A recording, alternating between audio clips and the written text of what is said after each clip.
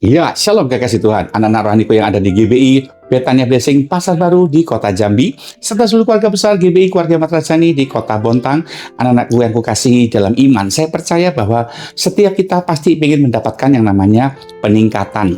Untuk mencapai peningkatan, terutama dalam soal finansial, aset, materi, atau juga mungkin karir ya, kita pasti ingin berusaha.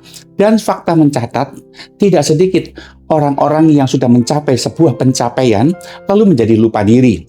Yang dulu semula rajin ke gereja, rajin beribadah waktu dia masih susah, begitu berhasil mencapai sebuah pencapaian, hartanya bertambah, karirnya mulai melejit naik, akhirnya dia menjadi orang yang lupa Tuhan.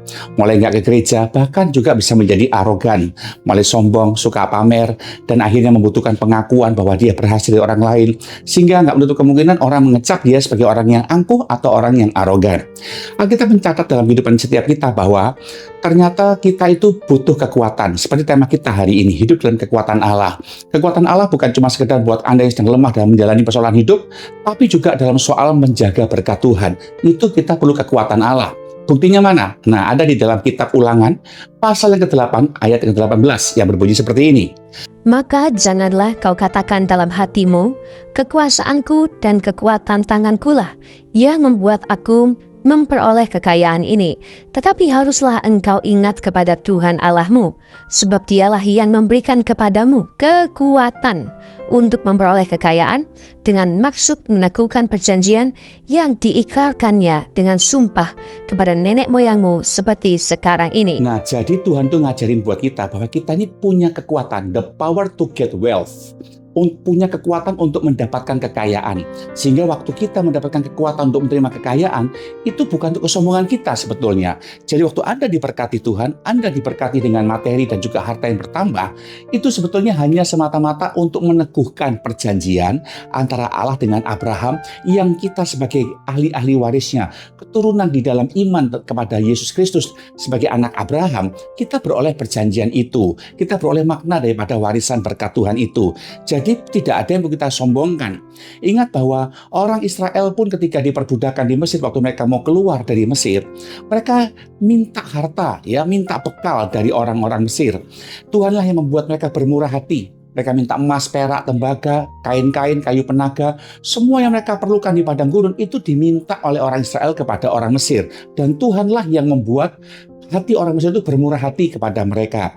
Itu tercatat dalam kitab Keluaran pasal yang ini ya. Anda bisa melihat di situ bagaimana Tuhan membuat mereka bermurah hati. Sama kayak saudara, Tuhanlah yang membuat Anda bertemu dengan klien-klien, bertemu dengan bos yang baik hati, pelanggan lama, pelanggan baru Tuhan kirimkan untuk berdagang atau berjual beli di toko, di transaksi di toko Anda, di warung Anda, rumah makan Anda, bahkan di tempat di mana Anda bekerja, mendapatkan gaji naik. Itu bukan karena kemampuan Anda, bukan karena kehebatan Anda, tapi sesungguhnya karena kekuatan Tuhan, karena berkat Tuhan. Dan kita perlu punya kekuatan kesadaran untuk mengakui bahwa semua yang kita miliki adalah milik Tuhan. Untuk apa gunanya? Nah, di padang gurun dalam Keluaran pasal yang ke-36 dijelaskan di sana, ketika Tuhan bikin tabernakel Musa atau bikin rumah Tuhan, Musa memerintahkan orang Israel untuk menyerahkan atau menabur, mempersembahkan emas, perak, tembaga, kemudian kain-kain yang mereka dapatkan dari orang Mesir tadi dipersembahkan untuk rumah Tuhan. Jadi dari Tuhan, oleh Tuhan, dan untuk Tuhan.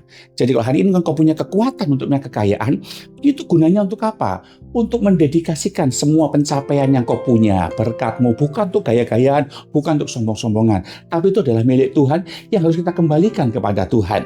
Itu sebabnya kekasih Tuhan, kalau ada orang yang bangun rumahnya boleh mewah, interiornya boleh mewah, bahkan ada rumah yang mewah di dalamnya ada liftnya. Tapi kalau pondasinya nggak kuat, maka itu akan rubuh. Sama kayak saudara, kalau Anda diberkati Tuhan dengan materi, berglamor dengan perhiasan, berglamor dengan kemewahan materi yang kau punya, tapi kalau pondasi imanmu tidak kuat, tidak menyadari bahwa itu semua asalnya dari Tuhan, dan kau bikin jadi pribadi yang sombong atau arogan, pelit kikir, dan tidak peduli orang lain, merasa kau hebat, tunggu aja tanggal mainnya. Tuhan merendahkan orang yang tinggi hati, dan Tuhan berkata akan meninggikan orang yang rendah hati. Itu sebabnya kekasih Tuhan, rugi besar dan bodoh kalau engkau sedang diberkati lalu arogan, sombong, merasa diri lebih daripada orang lain.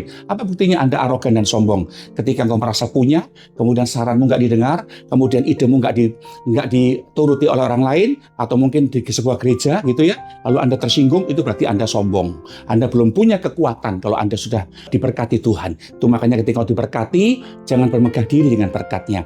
Bermegah diri karena Tuhanlah yang memberikan kekuatan, sebuah pengakuan bahwa ini asalnya daripada Tuhan, dan itu kemuliaan bagi nama Tuhan. Doa saya minta saudara, supaya seluruh jemaat Bontang dan jemaat Jambi dan semua Anda menyaksikan vlog ini, tetap berdoa kepada Tuhan. Jabatan, karir, prestasi, dan juga apa yang kau miliki, itu tidak membuat engkau sombong.